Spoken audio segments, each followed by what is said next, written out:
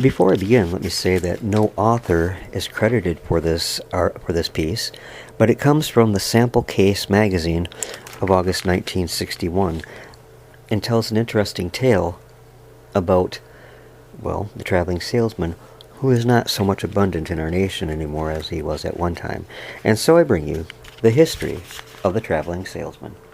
One of the most colorful chapters in American history is the one written by the traveling salesman, an early-day businessman who furnished frontier America with rib-poking stories of the drummer and the farmer's daughter, as well as news of the world beyond the town's limits. The truth of the matter is that rural America looked to the traveling salesman as much for news and entertainment as for goods, and traveling men quickly learned that when customers listened and laughed, they bought. So the legend of the drummer, as a wicked Lothario, was deliberately fostered and quickly immortalized in countless vaudeville skits.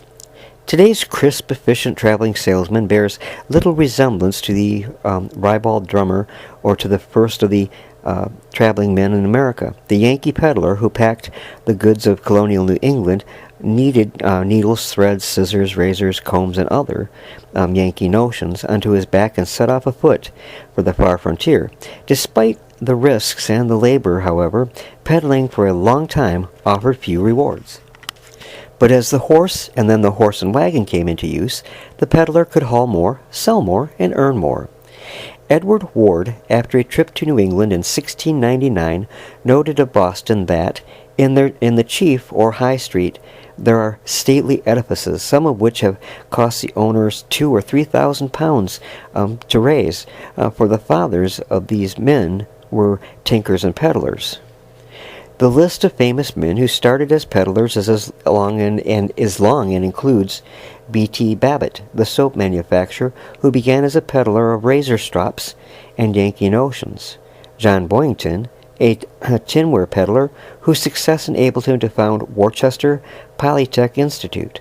Benedict Arnold, who began his career as a peddler of woolen goods, and Collis P. Huntington, a clock peddler who later built the Southern Pacific Railroad. James Fenimore Cooper's spy, Harvey Birch, was a peddler, while Rip Van Winkle's wife died from a fit of anger at the persistent peddler. The first humorous figure in American literature was a peddler, Sam Slick. Sam traveled through New England and Canada selling high-priced clocks to settlers who didn't want and couldn't afford them, but bought them anyways. Stories of Sam Slick's hard bargains were knee-slappers to Crackle Barrel America. The Yankee Pedlar gradually disappeared as transportation improved. First came the canal-building era, reaching its peak with the Erie Canal, and then the steamboat. By 1840, you could travel from New York to Cincinnati, a distance of 1,100 miles, almost entirely by water for only $14.75. Time? 1 month. The steam locomotive appeared in 1830 and quickly began pushing back the American frontier.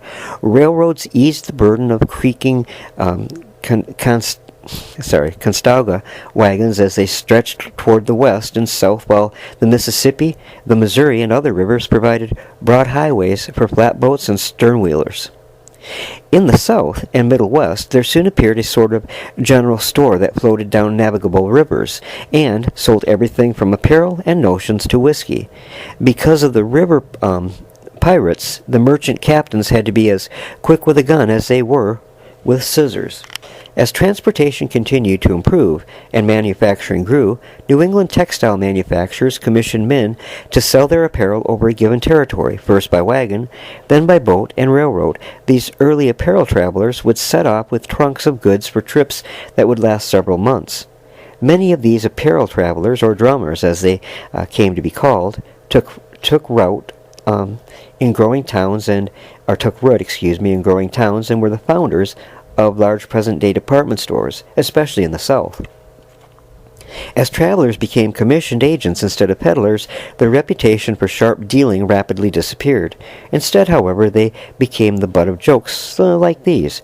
Traveling salesman to a farmer's daughter. By the way, how much is your father worth? $1 million, and he's leaving it all to me, she replied. Will you marry me, he asked. No. Are your feelings hurt? No, but now I know how it feels to lose $1 million. Okay, that's a cutie, huh? Anyways, the development that finally cut the traveler off from his legendary past and shaped him into today's efficient businessman was the appearance of the automobile. With the auto, the traveler could call on retailers and show them samples rather than sell directly from trunks. Today's traveler takes a retailer's order, mails it to the factory, and the goods are shipped directly to the retailer.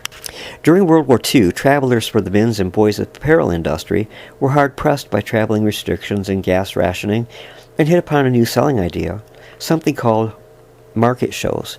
Travelers would join together and hold a sort of fashion preview of male apparel for the coming season in a local hotel, a show that the public would never see. The show was for the eyes of the retailers of the surrounding area alone. They could come and look at the various lines, like a housewife cruising through a supermarket, and order after they had an opportunity to shop and objectively compare. Needless to say, the markets were a success. Today, some 72 male apparel markets are held annually. Their introduction also marked the founding of the National Association of Men's Apparel Clubs, which later added boys to its title.